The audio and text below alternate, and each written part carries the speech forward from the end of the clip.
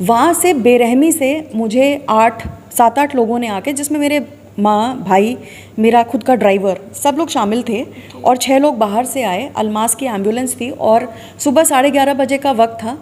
मतलब सोसाइटी के अंदर सब लोग चल रहे थे, फिर रहे थे, अपना डेली रूटीन का काम कर रहे थे, और मुझे बहुत ही बेहूदगी से हाथ वाथ बांध करके खींच करके ले जाया गया। अशोभनीय था, डरावना था, इसकी बहुत सारी लेयर्स थी। मुझे उठा करके नोएडा से ले गए और दिल्ली में विम्हांस अस्पताल में डंप कर दिया गया, जो कि नेहरू नगर, लाजपत नगर में। मेरे भाई साहब और मेरी माँ ने इस तरीके की बातें बोली, इतना मुझे मेंटली टॉर्चर किया, वो भी डॉक्टर के प्रेजेंस में।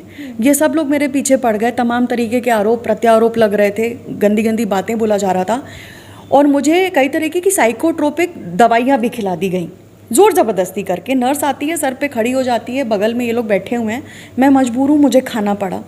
मैं इस वक्त मौजूद हूँ गुड़गांव में मिस तुलिका प्रकाश के साथ, जो अपनी लाइफ में एक एडवोकेट है, एक मॉडल है और साथ में इन्फ्लुएंसर भी हैं।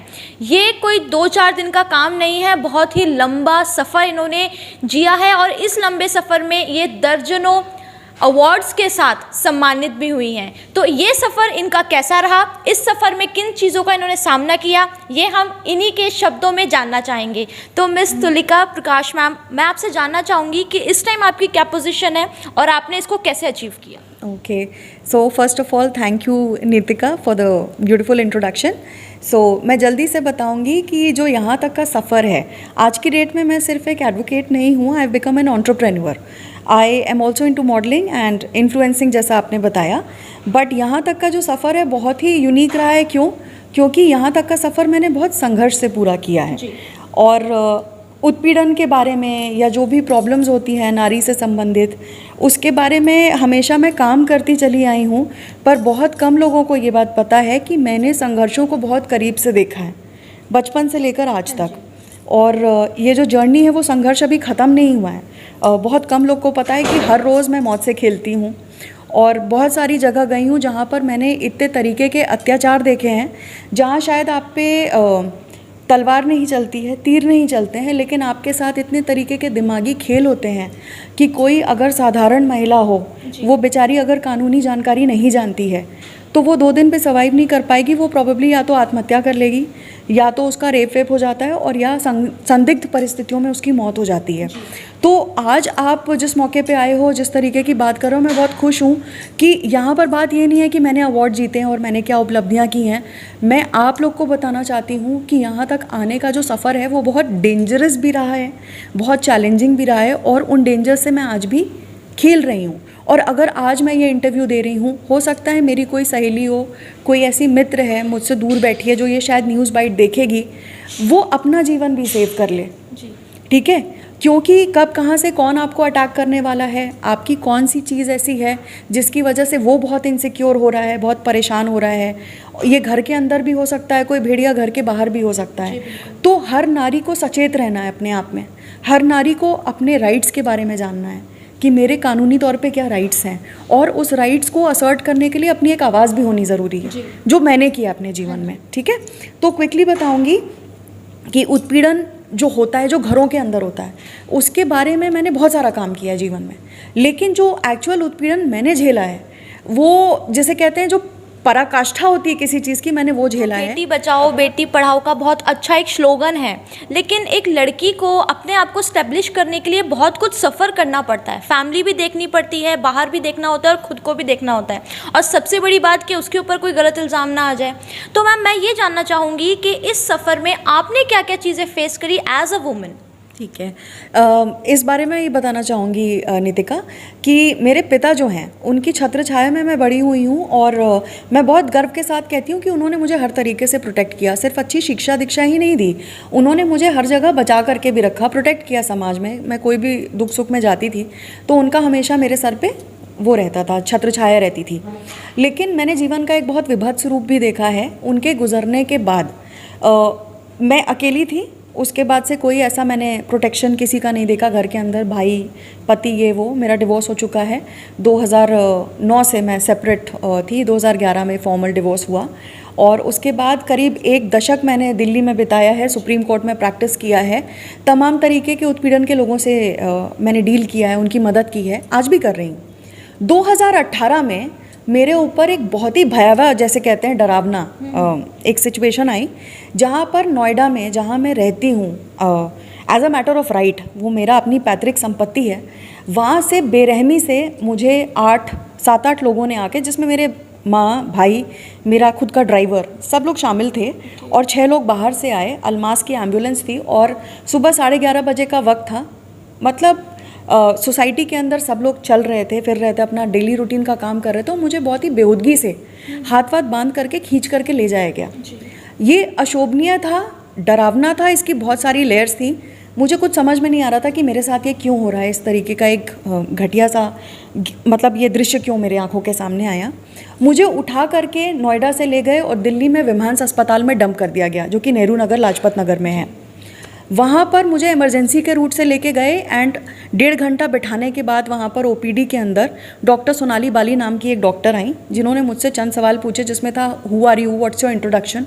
आई told I am a Supreme Court lawyer, I am an advocate on record. मैं रजत शर्मा जी के यहाँ काम कर चुकी हूँ, 3 साल मैं चेयरपर्सन रही हूँ, वहाँ पर आईसीसी कमेटी की मैं अध्यक्ष रही हूँ, यौन उत्पीड़न पे मैं काम कर चुकी हूँ, मुझे यहाँ क्यों लाया गया है। शी डिसअपियर्ड, अचानक से गायब हो गई, और 1.5 घंटे बाद मुझे ऊपर इनवॉलेंट्री हॉस्पिटलाइजेशन का जो एरिया होता है, वहाँ पर एक कमरे में बंद कर दिया गया। और वहाँ पर मेरे भाई साहब और मेरी माँ ने इस तरीके की बातें बोली, इतना मुझे मेंटली टॉर्चर किया, वो भी डॉक्टर के प्रेजेंस में। ये सब लोग मेरे पीछे पड़ गए, तमाम तरीके के आरोप प्रत्यारोप लग रहे थे, गंदी गंदी बातें बोला जा रहा था, और मुझे कई तरीके की साइकोट्रोपिक दवाइयाँ भी खिला दी गई, ज़ोर ज़बरदस्ती करके। नर्स आती है, सर पे खड़ी हो जाती है, बगल में ये लोग बैठे हुए हैं, मैं मजबूर हूँ, मुझे खाना पड़ा। थैंक गॉड फॉर इट कि घर में मेरी 2 छोटी बहनें थी, और मेरी 2 जो छोटी बहनें हैं उनकी भी अपनी एक कहानी है, वो कोई नॉर्मल स्टोरी नहीं है। उन्होंने जाके पुलिस में कंप्लेंट किया, हमारी सिस्टर मिसिंग है, उनको तुरंत लेकर के आइए। और वो हर तरीके से ठीक है, दिमागी रूप से स्टेबल है, उनकी अपनी एक पद प्रतिष्ठा है, और क्यों उनको ले जाया गया हमें नहीं समझ में आ रहा, उनको तुरंत छुड़वाइए। चांस की बात है कि जो विम्हांस का फर्जी पर्चा बना रखा हुआ था डाइनिंग टेबल पे, छूट गया इन लोग से, जो लोग मुझे किडनैप करने आए थे, और उससे पता चल गया मेरी सिस्टर को कि मुझे कहाँ उठा करके ले गए। तो नोएडा पुलिस आई है, सेक्टर 24 थाना था नोएडा का वो, और दिल्ली पुलिस चूँकि प्रोटोकॉल फॉलो करना था तो उनको बुलाया गया। रात के 2 बजे मुझे वहाँ से रिहा किया गया, और बाकायदा मेरा स्टेटमेंट हुआ था, और स्टेटमेंट में मैंने कहा था मुझे जबरन लाया गया है, मेरे साथ किसी तरीके का कोई प्रॉब्लम नहीं है, and they just want to torture me. वहाँ से मेरी जर्नी डिफरेंट हो गई। मैंने अपना नोएडा का घर छोड़ा, मैं गुड़गांव शिफ्ट हुई, क्योंकि मुझे प्रोटेक्शन की ज़रूरत थी, जो कि मुझे अब अपने घर में भी नहीं मिल सकता था। मुझे कुछ नहीं पता था कि ये सब इतना बड़ा, जैसे होता ना एक वाक़या हो जाता है और आपको कुछ नहीं पता होता उसका बैकग्राउंड क्या है।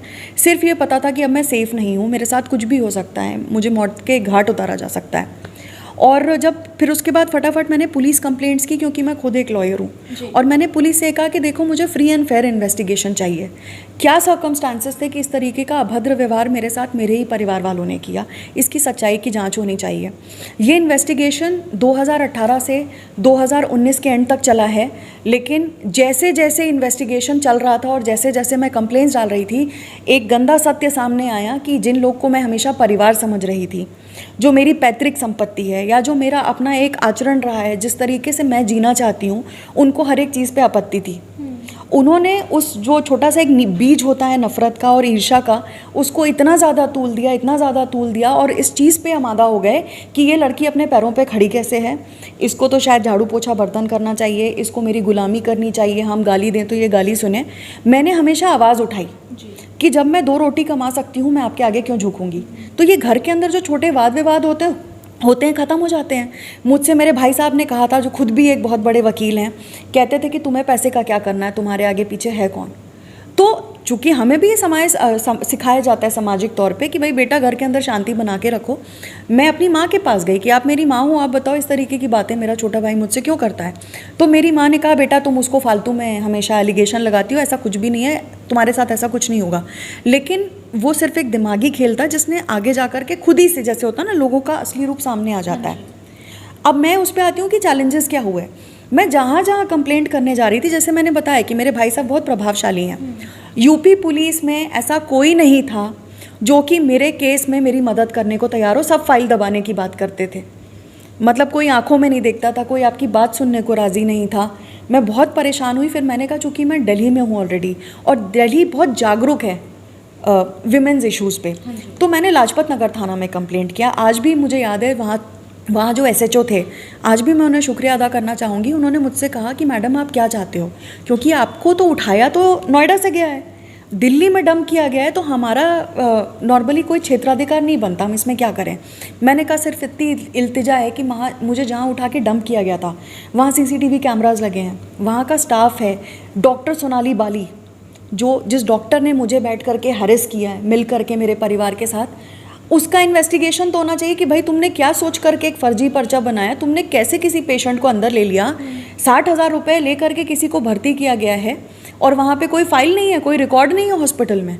तो ये क्या गोरख धंधा चल रहा है। इस तरीके के अस्पताल बंद हो जाने चाहिए, वहाँ ह्यूमन ट्रैफिकिंग हो रही है। और जब आप एक औरत के उत्पीड़न की बात करते हो, उसकी इतनी लेयर्स हैं कि शायद एक दिन मैं ये बात ख़त्म ना कर पाऊँ। शॉर्ट में इतना कहना चाहूँगी कि ये सिस्टम इतना भ्रष्ट है कि मैं जहाँ जहाँ गई हूँ, दिल्ली पुलिस ने बहुत कोऑपरेट किया, मानव अधिकार आयोग ने बहुत कोऑपरेट किया, लेकिन पीछे से एक कोई व्यक्ति आता था, कोई प्राइवेट डिटेक्टिव होता था, कोई दोस्त यार होता था जो कि मेरे भाई साहब से जुड़ा हुआ था, जो पॉलिटिकली बहुत कनेक्टेड है, इन्फ्लुएंशियल है या प्रॉब्ली क्रिमिनल बैकग्राउंड का है, जो आकर के मेरे हर केस में एक एक मिनट की जानकारी जाके दे देता था कि अभी इस केस में ये हो रहा है, अभी इस केस में वो हो रहा है। तो जब मैं नेक्स्ट डे पहुंचती थी अधिकारियों के पास में, वही अधिकारी जो सपोर्ट कर रहा था वो सपोर्ट करना बंद कर देता था। तो आज मेरी ये स्थिति है कि कई बार ऐसा होता है कि कोई पुलिस वाला रैंडमली मुझे कॉल कर रहा है। जब मैं पूछती हूँ भाई आप किस थाने से बोल रहे हो, मेरा नाम अरुण वर्मा है, मैं सीओ नोएडा हूँ, फलानी जगह पोस्टेड हूँ। मैडम क्या बात है, मैं दुनिया भर के लोगों को फ़ोन करता हूँ, फ़ोन उठता है, आपका फ़ोन नहीं उठता, मुझे एक लीगल नोटिस भेजना है। अब आप ये बताओ कि मैं लॉयर हूँ, वर्किंग हूँ, मेरे सामने लाइफ में बहुत बड़े बड़े चैलेंजेस हैं जो मुझे क्लाइंट्स के लिए डील करने हैं। एक पुलिस वाला रैंडमली मुझे फ़ोन क्यों कर रहा है? वो इसलिए फ़ोन कर रहे हैं कि मेरे पे मेंटल प्रेशर डालें। तो आप घर एक ऐसी जगह होती है जहाँ इंसान अपने आप को सबसे ज़्यादा सेफ महसूस करता है, लेकिन जब आपको पता चला कि आपके ही मदर, आपका ही भाई आपके खिलाफ इतना बड़ा षड्यंत्र बना रहे हैं, तो आपने अपने आप को मेंटली किस तरह स्टेबल किया? जैसे मैं आपको बार बार कह रही हूँ कि कानूनी जानकारी होना अपने आप में बहुत बड़ी स्ट्रेंथ थी। हुआ क्या कि जब मुझे किडनैप करके ले गए और जब टॉर्चरस एनवायरनमेंट में मुझसे सवाल जवाब किया जा रहा था, आई am a very analytical person. मैंने कहा डॉक्टर साहब चाहे आप हो चाहे मेरे भाई बैठा है, कोई बैठा है, मैं 5 सवाल पूछूंगी, उसके जवाब दे दो। पहली बात तो ये कि जब भी किसी का कोई सस्पेक्टेड केस होता है किसी भी चीज़ का, मान लो मेंटल इलनेस का भी है, राइट, ओपीडी में सबसे पहले सवाल जवाब होता है ना, how do you directly involuntarily hospitalize someone. दूसरा मेंटल हेल्थ एक्ट है, मेंटल हेल्थ एक्ट में पूरा प्रावधान दिया है, जिस किसी की कोई हिस्ट्री ही नहीं है मेंटल इलनेस की, क्या अचानक से 40वें साल में 41वें साल में उसको कुछ हो गया और तुरंत आप उसको सीधा भर्ती कर दोगे वहाँ पे? तो ये बहुत बड़ा फ्रॉड था। और हर नारी जो घर में बैठी हुई है, ज़्यादातर क्या होता है कि कह दिया जाता है तुम तो पागल हो, तुम तो पागल हो, तुम तो पागल हो। कहीं ना कहीं उसको मेंटली प्रिपेयर किया जाता है कि एक दिन वो कन्विंस हो जाए कि उसके साथ कुछ गड़बड़ है। Try to understand, and this is what I am doing right now in my profession. Through my profession, I am reaching out to more and more females. ज़्यादा से ज़्यादा लड़कियों से और महिलाओं से मैं बात करती हूँ कि घर के अंदर जो उत्पीड़न हो रहा है उससे अपने आप को बचाओ, इन चीज़ों को हल्के में मत लो। अगर कोई व्यक्ति आपको बार बार कह रहा है ना कि तुम पागल हो, तुम पैसे का क्या करोगी, कंट्रोल हमें दे दो, अपनी सारी चीज़ें मेरे नाम पे कर दो, ये सब डेंजरस सिचुएशन है। क्योंकि जो भी व्यक्ति आपको प्यार करता है और सच में आपको प्रोटेक्ट करता है, चाहे जिस रूप में हो, भाई के रूप में, पति के रूप में, बॉयफ्रेंड के रूप में, पिता के रूप में, वो हमेशा आपका भला चाहेगा, आपके हाथ पैर कभी काटना नहीं चाहेगा। तो बेसिकली जो तालिबान में आप देख रहे हो, तालिबानिज्म, इसी का छोटा वर्जन है। जो परिवार में तालिबानिज्म हो रहा है उसकी तो कोई बात ही नहीं कर रहा है। जो परिवार में हो रहा है वही तो हमारे बाहर के समाज में हो रहा है। कोई फ़र्क कहानी थोड़ी है। क्या मेरा रोल था? मतलब पीपल वर वांटिंग कि इनका रोल ये कर दो कि मेरे इशारों पे नाचो, मैं जहाँ कहूँ वहाँ जाओ प्रोफेशनली, मैं जहाँ कहूँ वहाँ लटके झटके दिखाओ, उल्टी सीधी बातें करो। मैंने कहा ये मेरा नेचर ही नहीं है, मैं तो नहीं करूँगी। अगर मुझे एक ग्लास ऑफ वाइन पीना है मैं अपनी शर्तों पे पीऊँगी, मैं तुम्हारी शर्तों पे थोड़ी पीऊँगी। अगर मुझे सिगरेट पीना है मैं अपनी शर्तों पे पीऊँगी, मैं तुम्हारी शर्तों पे नहीं पीऊँगी। और लोग क्या करते हैं, लोग अफवाहें फैलाते हैं एक औरत के बारे में, उसके कैरेक्टर के बारे में। और जब किसी महिला के कैरेक्टर पे उंगली उठ रही है तो समझ जाओ कि जो सामने वाला विरोधी है उसके पास कोई वैलिड पॉइंट नहीं है, इसलिए वो आपके चरित्र पे आ गया। और ये मेरी कहानी नहीं है, ये घर घर की कहानी है निकिता। घर के अंदर बैठे हुए ही आपके साथ इतना बड़ा हादसा हो गया और इस टाइम आपका काम ऐसा है कि घर में बैठने वाला काम नहीं है, तो आपको डर नहीं लगता कि अगर आप घर से बाहर जाओगे तो किसी तरह का कोई हादसा हो जाएगा? नीतिका, जैसे मैंने आपको पहले ही बताया कि चूँकि मुझे कानूनी जानकारी है कितनी भी घबराहट हुई, कितना भी कुछ भी हुआ, परेशानी हुआ, जो पहली चीज़ मैंने किया, जैसे ही घटना हुई मैंने बताया कि मैंने जितने भी मेरे पास पॉसिबल फोरम्स थे वहाँ पे जाके अपना सत्य बोला कि मेरे साथ एक घटना हुई है, सर्टन सर्कमस्टांसेस में हुई है, please do a free and fair investigation, एक निष्पक्ष जांच करिए। और ये मेरा धर्म है एज अ लॉयर कि मैं उतनी ही बात करूँ जितनी है ना, उसमें 1% ज़्यादा ना 1% कम। उन कंप्लेंट्स पे एक्शन हुआ, मानव अधिकार आयोग, नेशनल कमीशन फॉर विमेन, और उसके अलावा जो यूपी सेक्टर 24 का जो थाना था नोएडा में, वहाँ लाजपत नगर थाना जो विमहांस का जो क्षेत्राधिकार पड़ता है, वहाँ पर सब जगह कंप्लेंट्स गई हैं। दिल्ली पुलिस एक्सेप्शनल है, मेरी बात को समझा, अपना पूरा काम दायित्व पूरा किया, और यूपी पुलिस को फाइल ट्रांसफ़र हो गया। प्रॉब्लम आया यूपी कैडर में, यूपी पुलिस के पास जैसे ही केस आया, जैसे मैंने बताया कि मेरा परिवार यूपी के बैकग्राउंड का है, तो जितने प्रकार का इन्फ्लुएंस था, पॉलिटिकल इन्फ्लुएंस हो, पुलिस का इन्फ्लुएंस हो, ऊपर से फ़ोन आ जाया करता था और मेरी फाइल दबा दी जाती थी। अल्टीमेटली गाज़ियाबाद पुलिस थाने में ये मैटर भेजा गया NHRC के द्वारा कि इसमें निष्पक्ष जाँच करिए। अच्छा भला जो वहाँ पर थी SP महोदया थी, मेरे फेवर में चल रही थी, सब कुछ चल रहा था। लास्ट में जब इंक्वायरी रिपोर्ट आती है उसको गोलमोल कर दिया गया। अब वो इतनी अपसर्ड है कि अगर कोई भी जानकार व्यक्ति होगा कानून का, वो जानता है कि वो टोटली फ्रॉड है और मुकदमे को दबाने की कोशिश की गई है। क्यों? क्योंकि इग्नोरेंस ऑफ लॉ तो प्लीड ही नहीं किया जा सकता। ठीक है, अगर मेरे वही माँ और भाई जो मुझे अचानक से संदिग्ध सर्कमस्टांसेस में उठा के ले जाते हैं, मुझे प्रताड़ित करते हैं, वो पुलिस के आगे स्टेटमेंट दे रहे हैं जी किसी तीसरे व्यक्ति ने हमें भड़का दिया था इसलिए हमने ऐसा कर दिया, तो क्या आप मानसिक रूप से खुद अपंग हैं कि आपको कोई भड़का देगा और आप किसी की जान के साथ खेल जाओगे, किसी की रेपुटेशन के साथ खेल जाओगे? मेरे पास RTI में निकाले हुए डॉक्यूमेंट्स हैं, it is authenticated, I will share with you, उसमें 1% भी असत्य नहीं है। अब मेरी ये मुहिम यह है कि मुझे ज़्यादा से ज़्यादा महिलाओं को बचाना है जो अपने घर में परेशान हो रही हैं। क्यों? क्योंकि कानूनी लड़ाई करोगे कैसे जब कानूनी जानकारी ही नहीं है आपको। तो that is how I am protecting my self. आज भी नेशनल कमीशन फॉर विमेन में मेरी कंप्लेंट पेंडिंग है। जो BTR रिपोर्ट बनी थी 2018 में, उसमें क्लियरली लिखा था कि ये 307 और घरेलू उत्पीड़न का मुकदमा है। Section 307 is attempt to murder. जब ये लिख करके रिपोर्ट गई है महिला कमीशन से, मैं यूपी पुलिस से जानना चाहती हूँ आज तक मेरे फाइल पे कार्यवाही क्यों नहीं हुई। और वही यूपी पुलिस जिसको मेरी सुरक्षा करनी चाहिए थी, क्योंकि मैं तो सिर्फ सत्य की डिमांड कर रही हूँ ना, और प्रोटेक्शन डिमांड कर रही हूँ। ऐसा क्यों है कि वही ऑफिसर्स अलग अलग जगह से मुझे कॉल करते हैं अननोन नंबर से और उल्टी सीधी बातें करके फ़ोन रख देते हैं। तो लाइव न्यूज़ 100 के माध्यम से आप मीडिया के थ्रू किसी अधिकारी से या एक अच्छे लेवल के लोगों से क्या कहना चाहेंगे? मैंने अभी रिसेंटली मेल डाल रखी है नेशनल कमीशन फॉर विमेन को, जिन्होंने मेरे बिहाफ पे एक रिपोर्ट बना के भेज रखा है यूपी पुलिस में। 2018 से पेंडिंग है वो केस, लेकिन SSP ऑफिस से कोई कार्यवाही नहीं होती थी, कुछ नहीं होता था, सारे डॉक्यूमेंट्स रिकॉर्ड पे थे। And I have seen that day कि यूपी पुलिस के पास से जब मेरे पास कोई ऑफिसर आया भी, इन्वेस्टिगेशन ऑफिसर वगैरह, रिपोर्ट करने के लिए, मैटर पूछने के लिए, सवाल जवाब, जो कागज़ इकट्ठे किए थे दिल्ली पुलिस ने, बीच बीच में से फाड़ दिए गए थे। ये सब मेरा आंखों देखा है जी। सो मैं सिर्फ यही कहना चाहती हूँ कि जो महिला आयोग है इसमें सक्रिय हो जाए। मैंने ऑलरेडी लिख के दिया है कि इस मैटर को आगे बढ़ाइए, SSP नोएडा से कहिए इस मैटर में जांच होनी चाहिए, जो सत्य है सामने आए। किसी ने मुझे घर बैठे हाथ कैसे लगा दिया, आज भी वो लोग खुलेआम घूम रहे हैं, मेरे बारे में स्कैंडलस बातें करते हैं, मुझे इधर उधर से फ़ोन करा करके हैरेस करते हैं, और मैं ये नहीं जानती कि मैं सड़क पे निकलूँ किसी गुंडे से मुझे शूट करा दे, मैं क्या कर लूँगी जी। तो I will be another story जो मीडिया कल कवर करेगा कि एक औरत को संदिग्ध हालात में मरे हुए पाया गया। तो क्राइम करने के लिए डायरेक्टली किसी को सामने आने की ज़रूरत नहीं होती, लोगों के पास बहुत ऑप्शन होते हैं, और मैं कुछ ऐसे ही लोगों से डील कर रही हूँ। सो मुझे यही कहना है कि महिला आयोग मेरी बात सुने और मेरे कंप्लेंट पे एक्शन लिया जाए। सो मच नीतिका, बहुत बहुत धन्यवाद आपका कि आपने मेरी बात सुनी और जन संदेश एक दिया मेरे माध्यम से, और सबको अवगत कराया कि कैसे अपने लिए लड़ना ज़रूरी होता है। Thank you so much. इसी तरह अपडेट रहने के लिए और हमेशा खबरों से रूबरू रहने के लिए बने रहे लाइव न्यूज़ 100 के साथ। मैं नीतिका शर्मा, कैमरामैन अनूप के साथ।